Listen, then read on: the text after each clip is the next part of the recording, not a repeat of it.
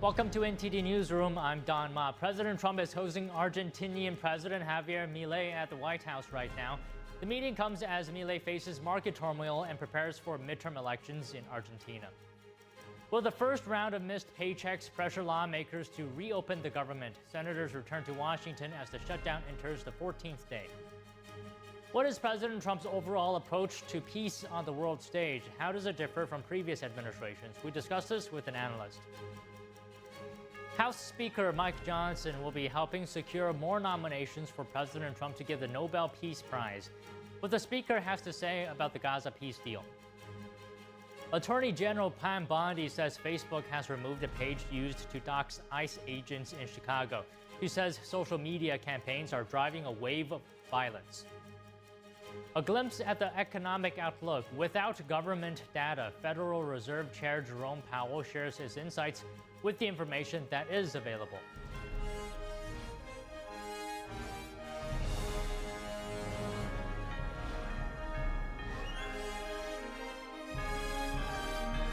This is NTD Newsroom, live from our global headquarters in New York City. Good afternoon, and thank you for joining us today. Hamas terrorists tightened their grip in Gaza today after carrying out public executions. The terrorists executed men they accused of collaborating with Israeli forces. Gaza residents said the terrorists were increasingly visible today, deploying along routes needed for aid deliveries. Palestinian security sources say dozens of people have been killed in clashes between Hamas fighters and rivals in recent days, and Israel's military says it has identified the bodies of 4 deceased hostages that include Nepali national Bipin Joshi and Israeli citizen Guy Aluz, who was taken from the Nova Music Festival. 2 others remain unnamed at their family's request. The army says Hamas is still holding the bodies of 24 hostages. And President Trump is having a bilateral meeting with Argentine President Javier Milei at the White House right now. Let's take a look at that. About you as you were running and even before you were running, because as a tremendously talented economist, you were getting a lot of good write-ups, and I appreciated that. But he was make Argentina great again. It worked. I actually sent him some hats for his early part of the campaign, and then he called me. He wanted a lot more, and I said, "When does it stop? When will it stop?" And it stopped with him winning, and he's become very popular, and he's on the verge of a breakthrough, I think. I think he's really on the verge of tremendous economic success, and I know that Scott Bessent is helping, and our great Scott is doing a job, and he feels very strongly about it. And Scott, do you want to say just a couple of words about that? Yes, sir. The president is fighting 100 years of bad economic history and policy, and is both presidents. Both. We're fighting bad. I thought he was talking about the U.S. president when he said that. And there's a midterm election coming up. We think he's going to do quite well, and then continue his reform agenda. Mr. President, as you said, President Obama had a big opportunity during his term, which he wasted. Many governments in Latin America went center-right, and the U.S. ignored them. We are not going to ignore our allies. It is economic strength. We're using our economic strength to create peace, just as you've done all over the world. And it is much better to form an economic bridge with our allies, people who want to do the right thing, than have to have shoot at narco gunboats. We think that this is an opportunity for the Argentinian people, and that President Milei is the one to do it. He's got a great cabinet. He's got a great team who we've worked with over the past weeks. And the election is coming up very soon, and it's a very big election being watched by the world, because he's done an incredible job. But with that comes some pain, and they have some pain, and now they're coming out of it. I think the victory is very important. Your poll numbers, I hear, are pretty good, but I think they'll be better after this. And, you know, our approvals are somewhat subject to who wins the election, because if a socialist, or in the case of New York City, a communist wins, you feel a lot differently about making an investment, I think, Scott, you'd feel that if somebody that had no chance, in other words, if somebody wins and has no chance of ever having a great economy because of that philosophy, you would put a halt to what we're doing. Yes, sir, and we're confident that President Milei is going to do well. We've been criticized by a couple of American Peronists, like Senator Warren. And you know, she and That's a compliment. Yeah. She has no idea what she's doing. She's a nasty, horrible senator. Go ahead. Other than that, I like her very much. Yeah, and she and her protege in New York, Mandani, who I don't even think he's a Peronist. I think he's more the communist Chauvinismo. So we stand with the president and what he stands for and the hope for the Argentinian people. And President Trump, just like you, he carries the young people. So it's hope for the future. The Argentines have made the decision to shake off 100 years of bad policy. They went from one of the richest countries in the world to a ton of debt. And I think that with the bridge the U.S. is giving them and the strong policies, that Argentina can be great again. Thank you very much. Please, go ahead, please. Muchísimas gracias por esta recepción. Me siento muy honrado, muy especialmente en este momento en el que, digamos, gracias al gran liderazgo suyo, presidente Trump, ha logrado la paz en Medio Oriente. No solo este gran logro que ha sido alcanzar la paz en Medio Oriente, sino lograr el retorno de los 20 rehenes vivos.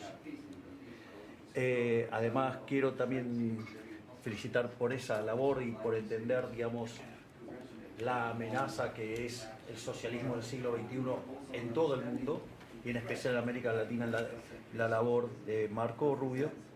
Y también quiero agradecer profundamente el enorme trabajo que ha hecho el secretario Bessent, digamos, para ayudar a superar este problema de iliquidez que tenía Argentina como consecuencia, digamos, de los ataques políticos que hemos sufrido por nuestros opositores que no quieren que Argentina vuelva a abrazar las ideas de la libertad y que quieran volver a abrazar ideas perimidas, fracasadas, que en el fondo no son ni más ni menos que caminos que conducen al socialismo.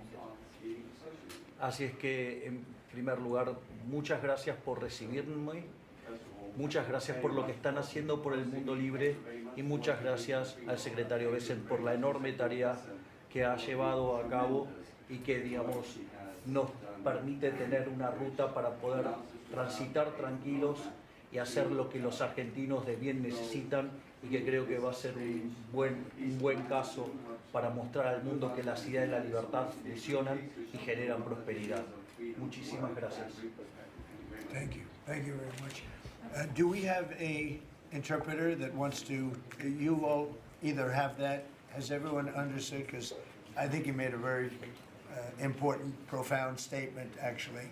But we could have it interpreted if you want. Does anybody want it interpreted? Would you like that? Would you like it? Can the interpreter speak what, do we have somebody set up for that? You want? It's actually simultaneous, so if the president would like to repeat his statement, we can do it. No, that's okay. Don't worry about it. We'll leave it that way. So it's an honor to have you here. And I just want to tell you that your career has been an amazing one, and it's going to continue with the election. You're going to win the election. We're going to endorse you. I'm going to endorse you today, fully endorse you. And, you know, people in Argentina like me. A lot of people like me. I'm even surprised myself. But we had a great week. We had a great weekend. We had a great period of time in the Middle East. It was very comprehensive. It went very rapidly, and I think it's going to lead to something that's going to be unrecognizable, certainly for the Middle East. What's taken place in the last few days, people can't believe it. I've never seen anything like it. I've never seen the love and the spirit. and I've done a lot of things. I've done a lot of deals. I've done a lot of political deals where countries come into line or whatever, but I've never seen anything like this, the level of love. And it has to do with the mystique of the Middle East, I think, because if I did other countries, I did 7 other settlements of wars, complete settlements of wars, and it was very well received. But this is something I've never seen anything like it. The media covered it very fairly, and even the fake news, of which we have a lot, they actually covered it fairly for a change. And I appreciated that. We have to get back to that. It's so important. But I just want to say it's a pleasure to be with you, and we're going to have lunch, and we'll take a couple of questions from the news, and I'm sure they'll be extremely non-hostile and friendly. Like JD went through a very friendly interview with George Slopadopoulos, who was nice enough to pay me $16 million the last time we came. He had to pay $16 million to me, which was good. It was worth having somebody lie. If you get $16 million, that's good. But JD had a very nasty person interviewing him, and we can't let that happen. Just as inappropriate to cut off a highly respected vice president of the United States mid-sentence. It was, I guess it's one way to win an argument. That was the only way he was going to win the argument. So it was pretty inappropriate, I want to tell you that. So thank you very much. Do you have something there? Yes. Oh, good, thank you. Sí. Quería Yeah, darle. I'll get it.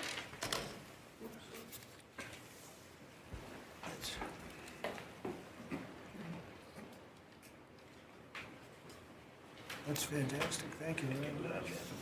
And when he did this letter, Mr. President, your settlement in the Middle East wasn't done. So we have to do a new letter Let's do that. to include that, because this is a very important. You'll have to add one extra sentence. Exactly. That's great. Thank you very much. This is a great, such a beautiful statement. Thank you very much. You're welcome. That's beautiful. Thank you. Mr. President. Okay. Mr. President, how is this Argentina? Why don't we talk about Argentina first? And Yeah. Go ahead. How is Argentina Are going? you worried about the how is this influence of Argentina? China in Argentina? Sorry. Go ahead. How is this Argentina rescue package America first? And is this rescue package meant to help President Milei's party in the coming election? No, it's really meant to help a good financial philosophy where Argentina can, after 20 years of disaster, because it was very successful at one point, and it can be again, like Venezuela. Venezuela was very, very successful, and now it's a dictatorship. When we can help our neighbors, we're making tremendous progress in South America. South America, Marco was telling me, he's like our great expert here. He really knows it. You were telling me that so many of the countries are coming our way, and we had a few years ago when I just came back. So I've been here now almost 9 months. But when I just came in, I was amazed to see how poorly we've done. We lost so many, and one of them was Argentina. Would be lost if he wasn't there. And I think he will be there because the people recognize he's done an amazing job. He took over a real mess. So did I take over a mess. I took over a mess by, the Biden group. And Obama he started it, I'll tell you. Barack Hussein Obama started it. Could you give a couple of words on South America? You were telling me so well yesterday how well we're doing. Go ahead. Well, first of all, we have now 8 or 9, 10 countries, Argentina being foremost among them, that have aligned with the United States on issue after issue in international community events all over the world. They're, in fact, these great allies like Argentina, but I can go into others, Costa Rica, I don't want to leave anybody out, El Salvador, but I think one of the more promising developments is later this month, there'll be an election in Bolivia after 25, 30 years of anti-American hostile government. Both of the candidates running in that election, in the runoff election, want strong and better relations with the United States and another transformative opportunity there.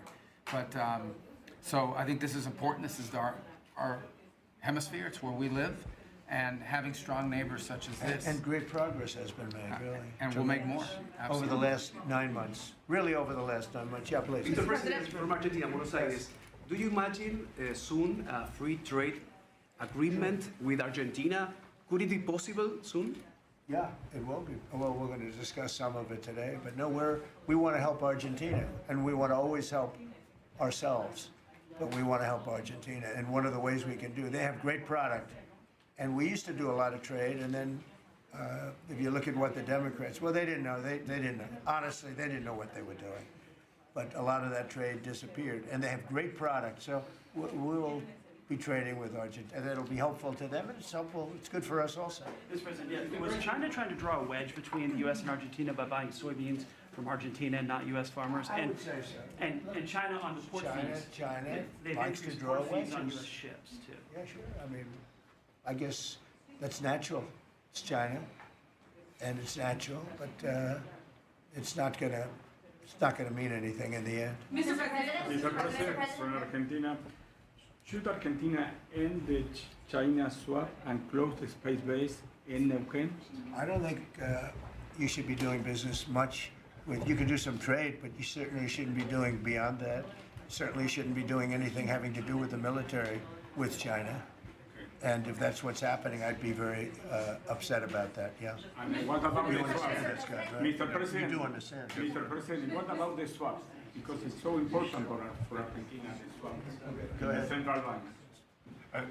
The American assistance is not predicated on the swap with China being closed.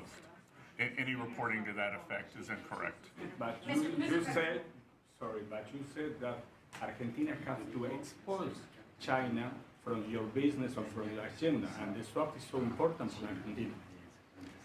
No, I was referring more to ports, military bases, observation facilities that have been created in Argentina. Than the swap? More than the swap? More than the swap. Mr. President. He was referring to that. Yeah, behind you, please. Yes, President, for Argentina, what's the benefits for United States in helping this way Argentina? Just helping a great philosophy take over a great country. Argentina is one of the most beautiful countries that I've ever seen. And we want to see it succeed. Very simple. I mean, we don't have to do it. It's not going to make a big difference for our country, but it will in terms of South America. If Argentina does well, you're going to have others following, and a lot of others are following. You have countries in South America that 2 years ago would have never even been thought of to go as democracies or as just countries that want to do fair and balanced trading. And now I mean, you mentioned Bolivia, but there are numerous other countries that are coming our way. And Brazil, as you know, I had a very good conversation with the president. I met him at the United Nations before I went up to speak, and then I found that I didn't have a speech because I had no teleprompter. They turned off my teleprompter purposely. They made it impossible for me. But I mean, you do not. But it didn't silence me. I spoke without, and it was a good speech. I mean, it was a good speech. But no, think of that. You go into the United Nations, I'm speaking in front of 158 leaders and the whole world. And I look at my teleprompter and it's dead. They killed my teleprompter.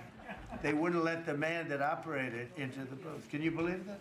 But you don't have any specific interest in economic terms for the state? I do have. No, I want to see it succeed. I think it's going to be great, and we will benefit also.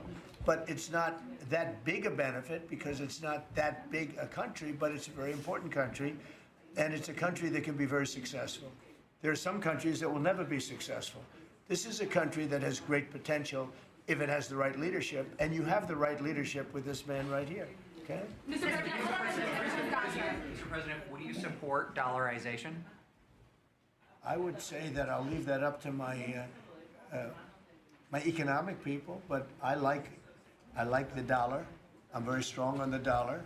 And anybody who wants to deal in dollars, they have an advantage over people that aren't. But for the most part, we're keeping it that way. I think if Biden would have, Biden, that group would have gotten elected, meaning Kamala, you wouldn't have the dollar as your currency anymore. You wouldn't have a world domination by the dollar if I didn't win this election. And now the domination, like BRICS.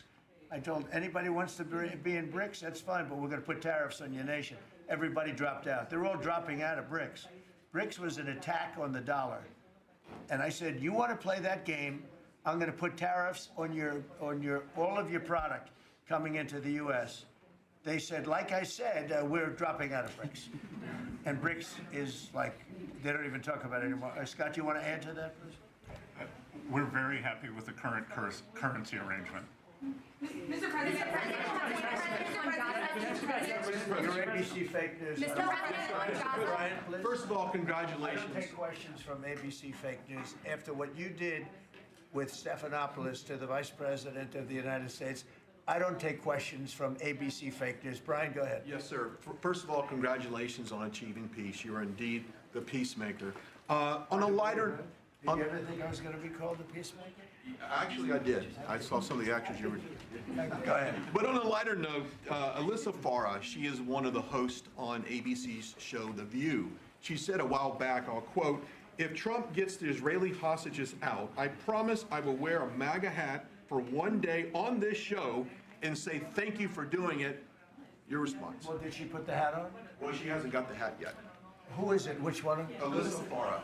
Okay. Well, she used to work for me. So she used to work here. I'll tell you about Alyssa. She worked here. She gave me the most beautiful letter when, you know, the administration, the time came up, the election was rigged, I left. She gave me the most beautiful letter you've ever seen. I was a great president. What a great job. Some of the letters have been quoted. This is Alyssa, who I never thought was very outstanding. I figured she would not make it. And she didn't have a big role here either. And then we had January 6th, and she left after that or before that, but she gave me the most beautiful letters. And then even months after she left, and while we weren't here any longer, she sent another letter, glowing letter, beautiful letter. And then she got hired by The View, and they gave her a couple of bucks, and she changed her view very quickly. I never thought she'd make it. Never thought she had what it took in any way. You know what that means. But she's on The View. But it just shows what a fraud The View is, because this woman gave me letters and statements. She said I was the greatest president in her lifetime. Now, she's not that old, so I didn't consider it a great compliment, but I've had better. Can we send her a hat? Well, recently I've had the greatest president of them all. I like that much better.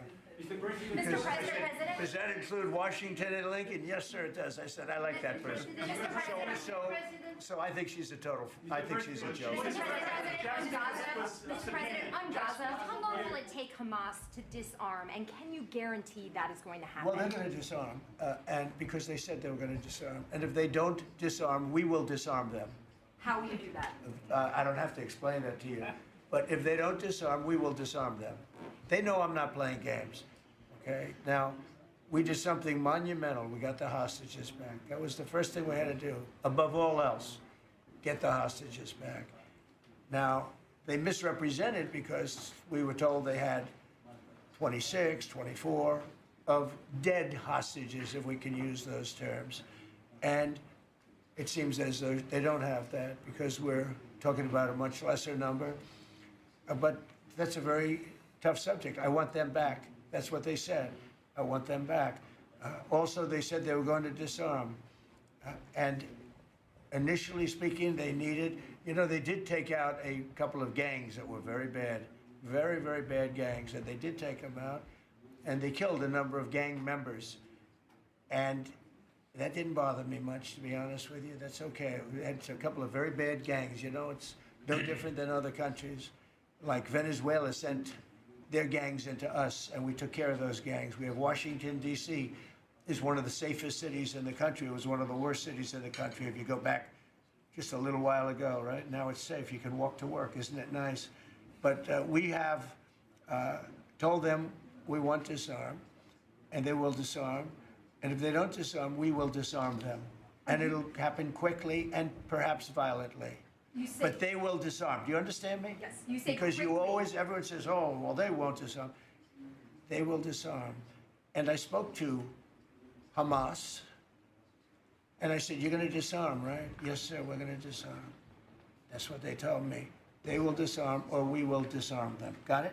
Okay. What is the deadline you're going to put on that? You say quickly, sir. Sir, you say quickly, but what is the deadline you're going to put on that before you take action? A reasonable period of time. Pretty quickly. A reasonable period of time. Congratulations on the peace you achieved in the Middle East, Thank first you of all. very much. And my question is regarding Argentina. Does continue... Are you from Argentina? I'm from Argentina, yes. I like the Argentina. I like them much better than ABC. Than ABC fake news. Me too, sir. Yes, go ahead. Does continued U.S. support for Argentina depend on the results of the upcoming legislative elections and the ability of the government to pass long-lasting reforms through Congress? Well, I think if they don't do that, we're not going to be around very long. Scott, can you handle that one, please? We're confident that the president's party will and the coalition will do well in the election, and this aid is predicated on robust policies, and going back to the failed Peronist policies would cause a U.S. rethink. It's a little bit, it's a great question. It's a little like New York. You know, you're reading in Argentina about New York. We have a problem. We have a communist who's 33 years old, doesn't know a damn thing. Practically, he's never worked a day in his life. And he sort of caught on, right? And I'm not going to send a lot of money to New York. I don't have to. You know, the money comes all through the White House. And if they're going to be sending us stupid policies, I mean, communist policies, which is proven for thousands of years doesn't work. You know, we don't have to prove it again. We're not going to ruin one of our great cities because we'll make that great. We will clean up the crime in about 30 days. Took 12 days to do Washington, D.C., so New York is bigger. And Chicago, we've already made a lot of progress despite fighting from the government, but Chicago's doing great. Memphis is doing really great. You know, we have great support there from the political leaders. They said, please come in and clean up crime. And we love it. We've in 1 week, Memphis is so good. It's so much better. We'll have it within a month. We'll have that into a safe city again. And all of these cities, we want to clean them up. We don't like that opposition. But if somebody's going to be a communist mayor of New York, it's a fluke if he gets in. There are a lot of failed people that he's running against. I mean, you have inferior candidates or something, because it's impossible to think that New York City can have a communist mayor. He's a communist. He's not a socialist, by the way. There's a big difference. He's a communist. He's down and dirty. He's a communist. He hates police. He wants to get rid of all police. I mean, how can a policeman? He hates Jewish people, and yet he's got Jewish people supporting. He hates Jewish people. So it comes through the White House. The funding for New York and for every place comes through the White House. And I'm very generous, and I was always very generous with New York, even when you had opposition there, but I was always very generous. But I wouldn't be generous to a communist, a guy that's going to take the money and throw it out the window, because you're talking about hundreds of billions of dollars. And we're not going to let somebody get into office and squander the taxpayer money from this country. We're not going to let it happen. So it's a little bit like that with, if you take a look at Argentina, if the president doesn't win, I know the person that he'd be running against, I believe, probably. We probably have the person. A person is extremely far left and a philosophy that got Argentina into this problem in the first place. So we would not be generous with Argentina if that happened. If he loses, we are not going to be generous with Argentina. Mr. President, you talk about Argentina and important in the Latin American. What is your plan for Venezuela? But is the terrorism, the narco-terrorism in the President Maduro? What is your plan about it? Venezuela's done a couple of things very badly. Number one, we get drugs and all of that. But we get something in a way worse, because they're a big purveyor of drugs, but we have worse. What they do very well is they send their criminals into the United States, and they send Tren de Aragua, that you know very well. You're from Venezuela, I assume. And they send them in by the thousands, literally. And these are the worst of all. And they empty their prisons into the United States.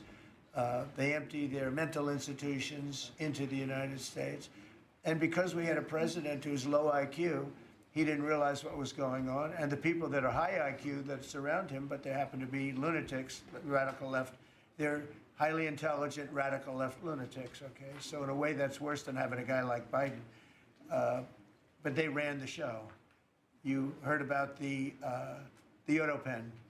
The person that really operated the Autopen, but it was really the people that told the person that operated the Autopen what to do. Those are the people that really were president, okay? So we're not going to stand for it in this country. And And by the way, that auto pen thing is under serious investigation. Just this, I don't think you care because you're from Argentina. You couldn't care less about that. But I just want to say, because I do the weave, you know, the weave, cover a lot of different subjects.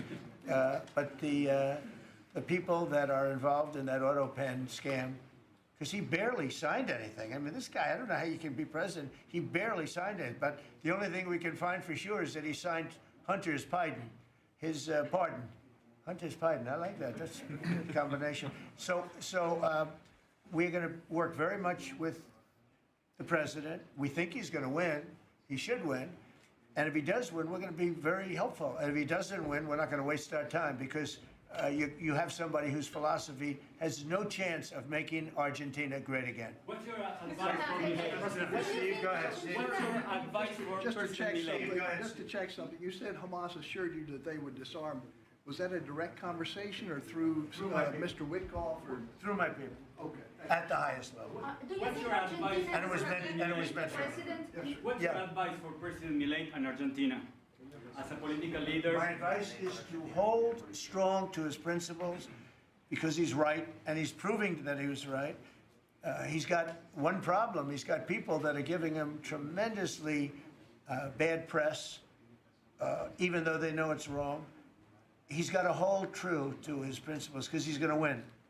He's going to win. He's doing the right thing. Everybody knows he's doing the right thing, but you have a radical left sick culture that's a very dangerous group of people, and they're trying to make him look bad. I believe he's going to win out. We're going to right with China in his house. China?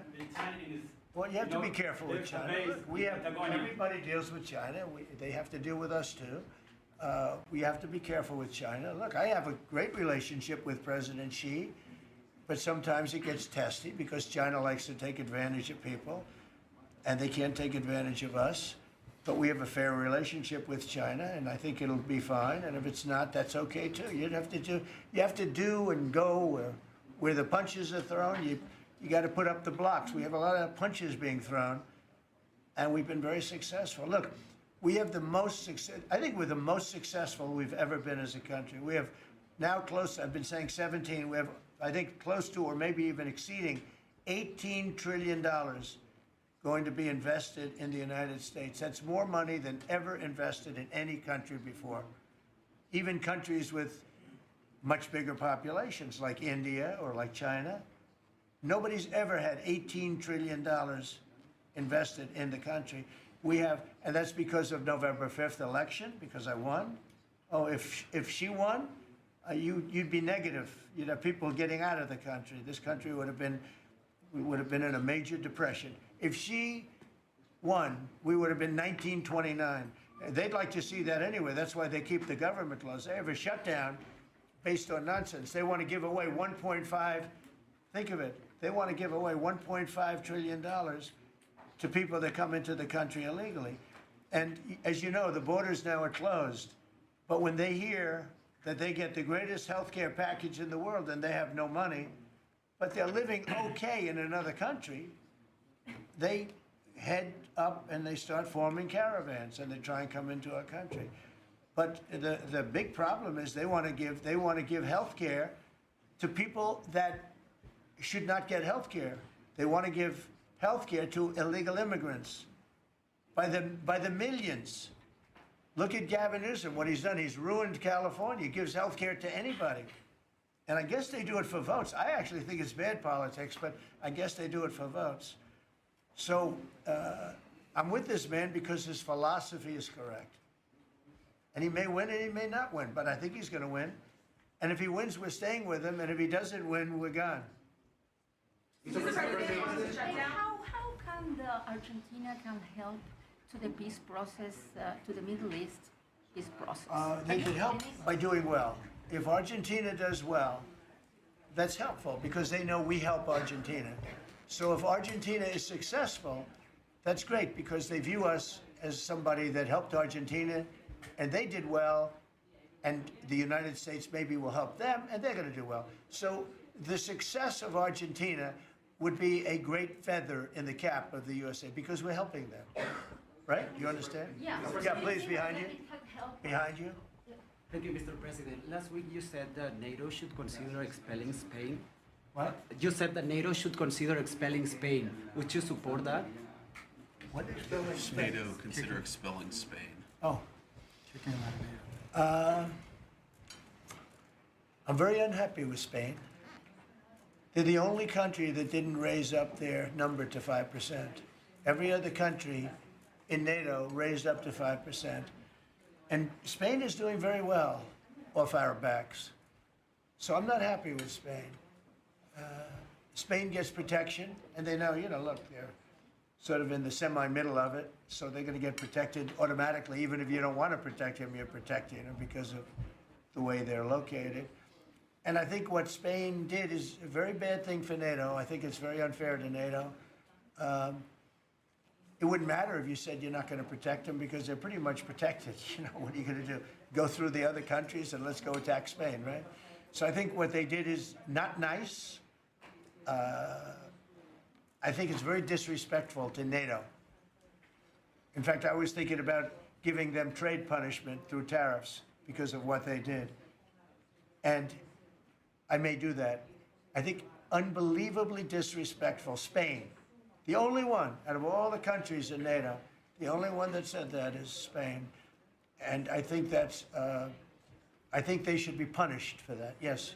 On the government shutdown, you have the money to pay the troops on October 15th. Okay. How is I actually have a man who is a very wealthy person, you'll know that when I tell you this, who called a donor, a great gentleman, and he said, if there's any money necessary, shortfall, for the paying of the troops, that I will pay it, meaning he will pay it. How about that? I said, look, we're not going to need it. We're going to take care of our troops. But this was a position that's being forced upon us by Democrats. And all they have to do is just sign a piece of paper saying we're going to keep it going the way it is. There's nothing. It's not like it shouldn't even be an argument. They've signed it many times before. I don't want to bore you with the fact that Schumer said 100 times, you should never close up government. But Schumer's a weakened politician. I mean, he's going to finish his career as a failed politician. He's a failed politician. He's allowed the radical left to take over the Democrat Party. So if they write books about that, if they write books about him, they're going to have to say that his career ended by allowing the radical left to take over the party. I mean, I won an election in a landslide because people are not into the radical left, and the Democrat Party is. People didn't want to see men playing in women's sports. They didn't want to see transgender for everybody. They didn't want to see all of the different things that they do that's so crazy. Open borders. I mean, the worst thing that he did to us, it's not inflation, because we fixed inflation. Prices are way down. I don't know if you saw that gasoline went to 58 just now. Did you see what's going on with gasoline?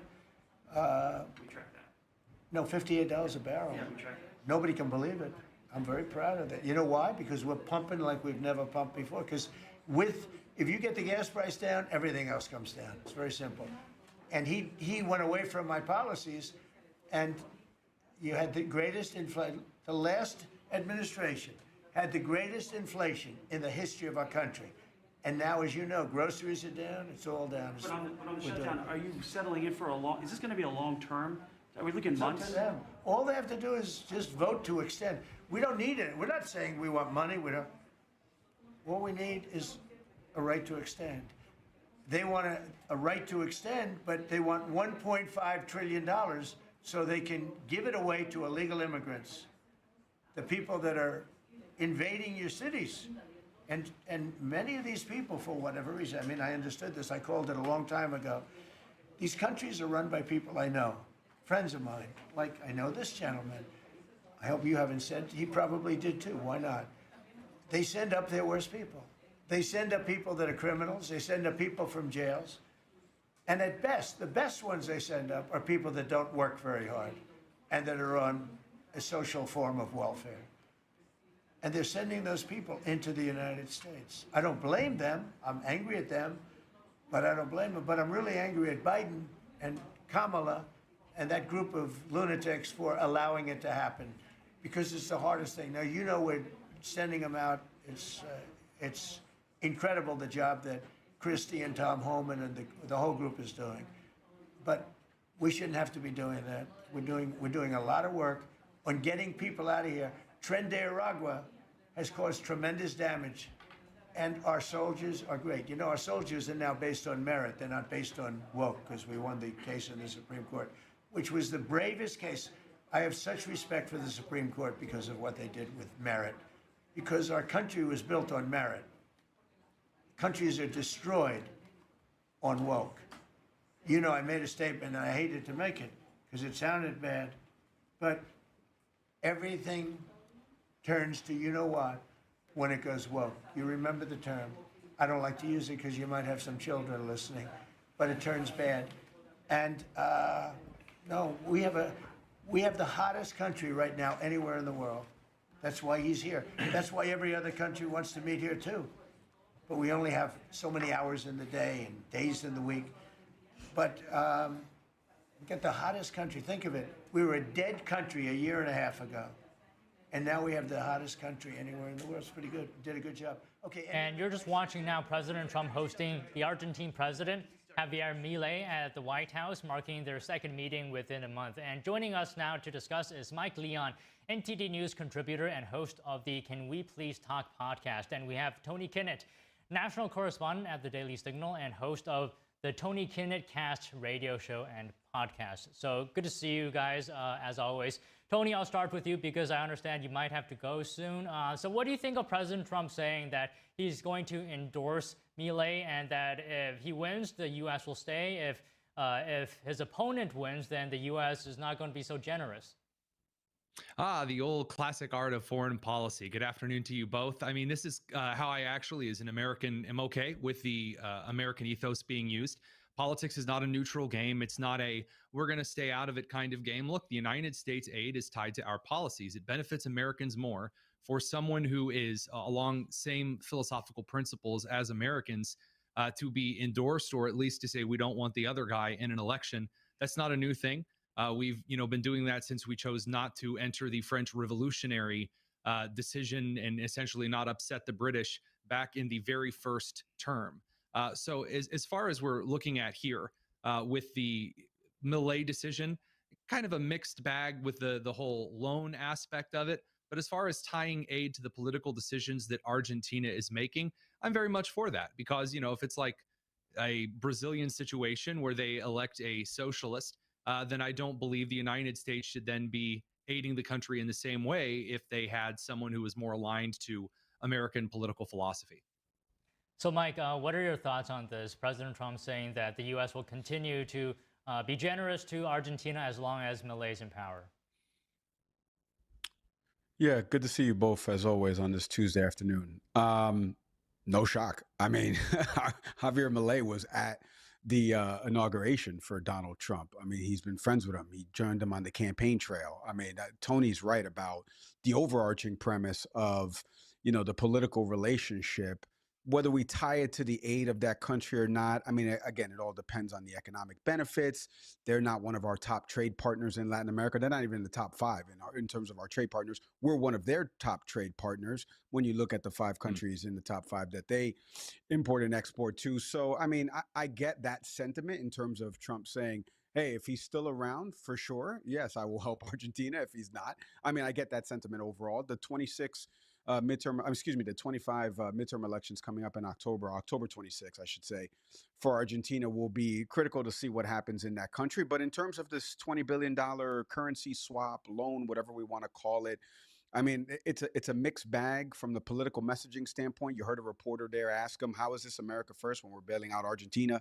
Anybody has seen the clips of Arkansas soybean farmers talking about how this is going to impact them? I don't know how I would sell it that this is America first, given for people that don't understand basic economics of what this currency swap looks like. I don't know how I would sell that. So I don't know how the president and his team are going to sell that.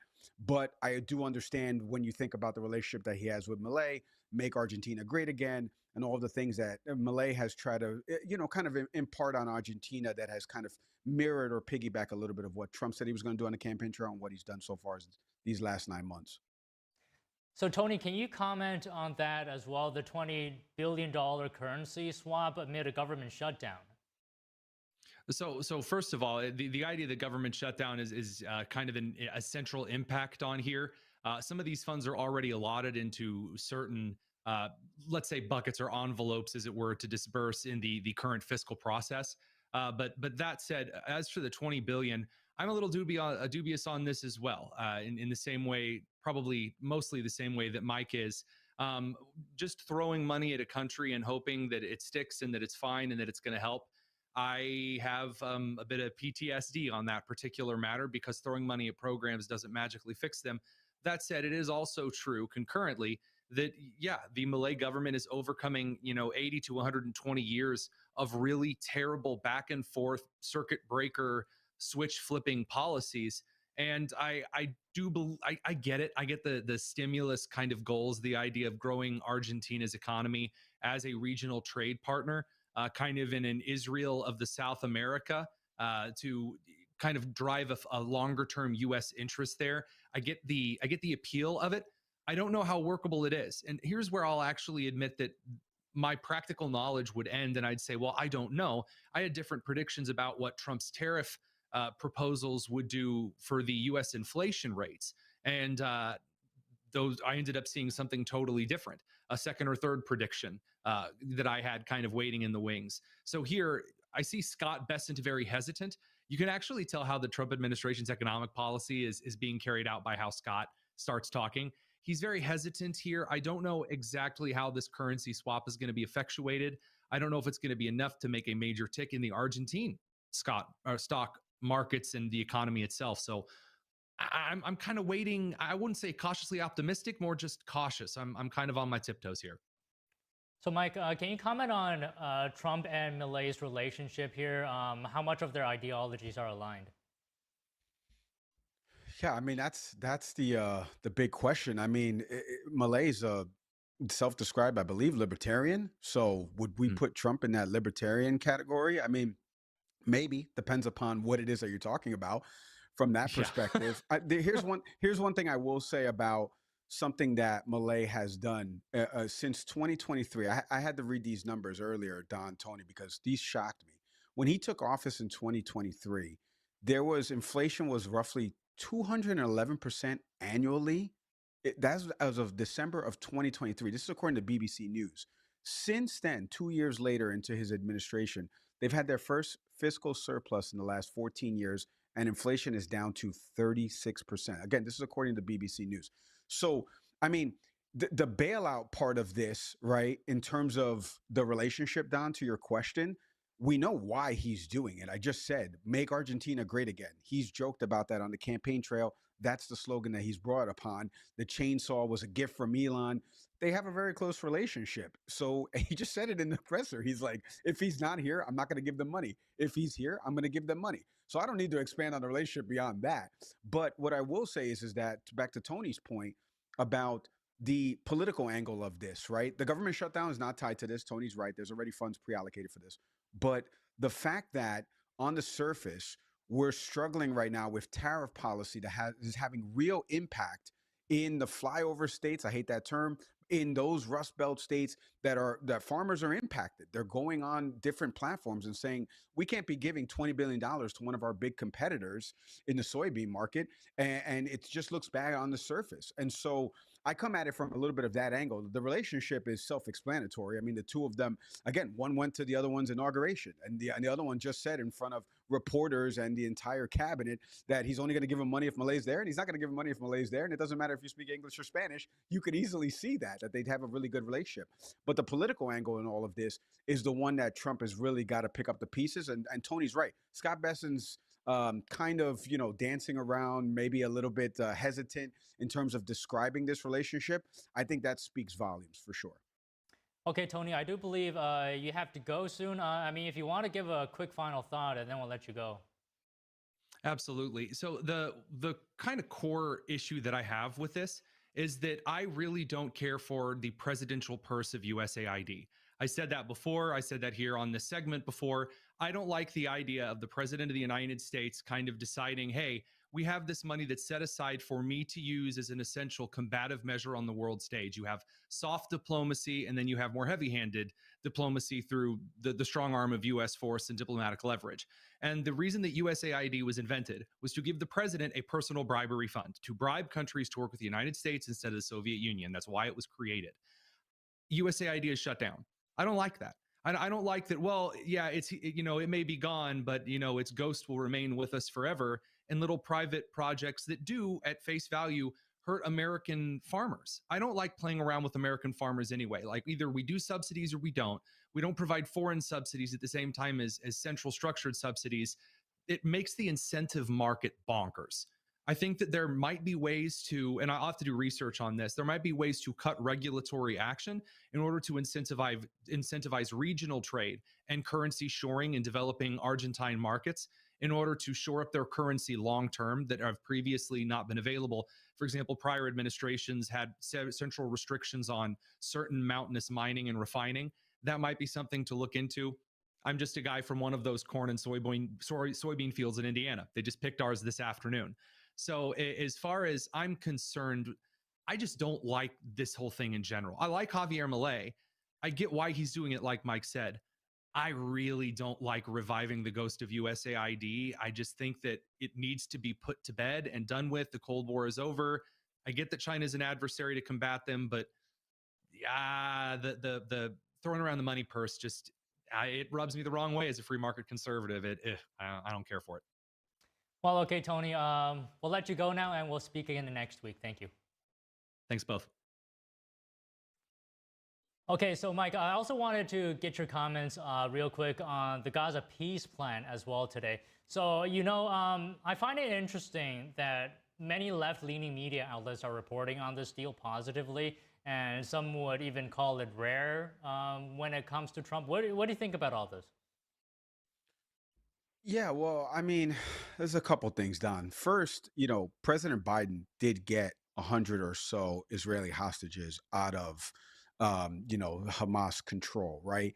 But was he able to negotiate something like this, where it was a 20-point plan that was articulated, drafted, had other countries support and buy-in, as you saw those countries in Egypt?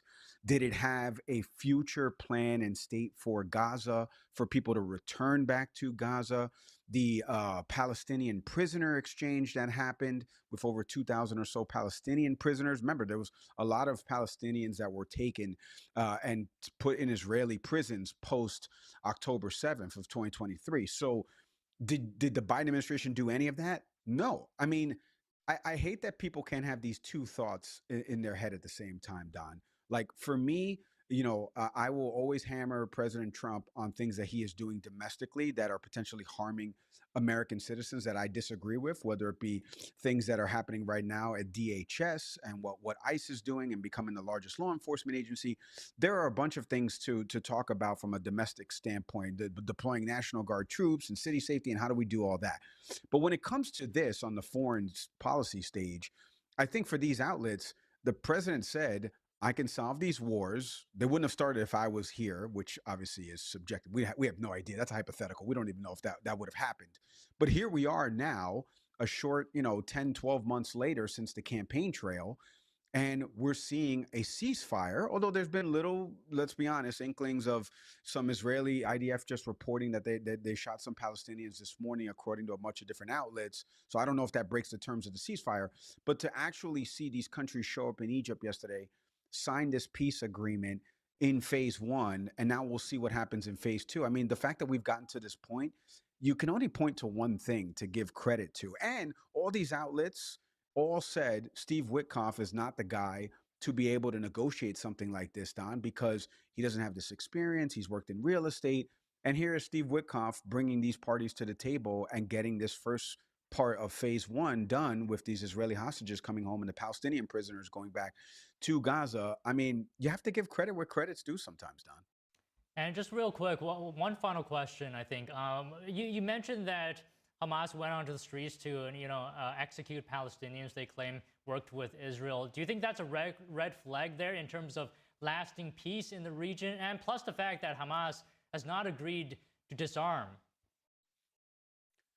Yeah, I think both of those things are the thing that I've been saying the most across NTD, over the last couple of days since it's been signed, right? Like phase one, and again, I hate even saying this because of the hostages and all the turmoil they went through.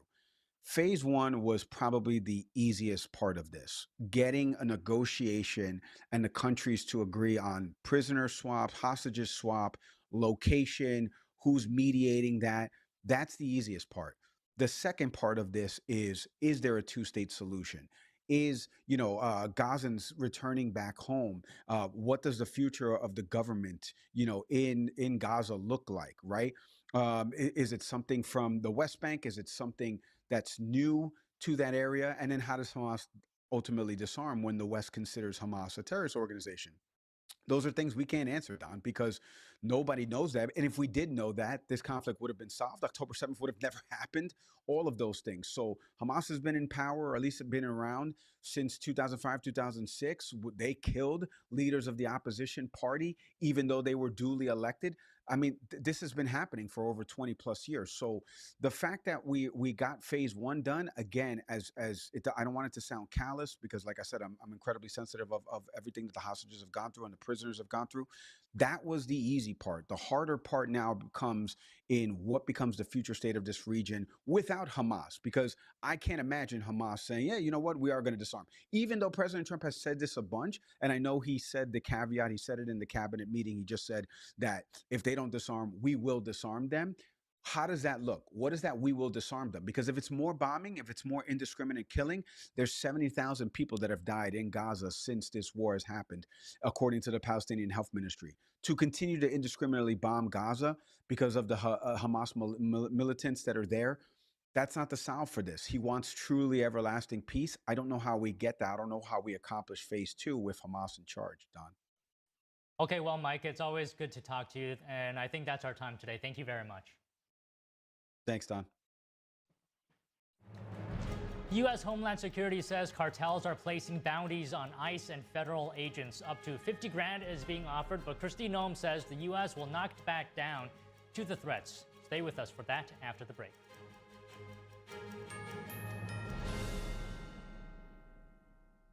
Whispered across generations, a hidden secret unveils the essence of longevity and vitality. A timeless legend regarding energy and wonder. Rooted in ancient health wisdom, we proudly introduce Pure Tang Black Ginseng, a 100% natural organic energy drink made from premium 6-year-old Korean ginseng. It takes 2,260 days and nights from seed to growth, undergoing a meticulous 9-step process of steaming and drying. Black ginseng reaches its full potency, enriched with ginsenoside RG3 and enhanced absorption efficiency. No sugar, no caffeine, no artificial ingredients. Experience the pure natural power of Puretang Black Ginseng. Nourish your body, strengthen your immunity, and boost your energy. To order Puretang Black Ginseng, please visit puretang.com.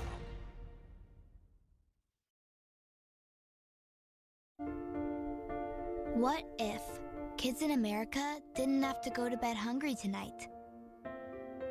What if our moms, dads, and grandparents could put healthy food on the table every day to help us grow strong? What if all of our friends and neighbors had fresh food too, and there was no hunger at all in America? And what if there was a way today for you to help? Call now or go online to helpfeedingamerica.org and give $19 a month, just 63 cents a day. So many of us don't have enough food to eat, but your monthly gift means families across the country and in your community can fill plates with food. Kids can get healthy meals year-round, even when school's out, and our neighbors can have fresh food. Food that moms, dads, entire families need to thrive. But right now, more people are facing hunger. Feeding America works from coast to coast with partner food banks, food pantries, and meal programs. It takes all of us to make that happen. Will you help too? Please call the number on your screen or go online to helpfeedingamerica.org and give just $19 a month. and we'll send you this free canvas grocery bag. It's our way of saying thank you for helping to end hunger for our neighbors. Because no kid, no mom or dad, nobody should go hungry in America. Nobody. So what if today was the day you could help nourish futures for our friends, our families, for all of us? Ending hunger is possible. What if we end it together? Call or give online today at helpfeeding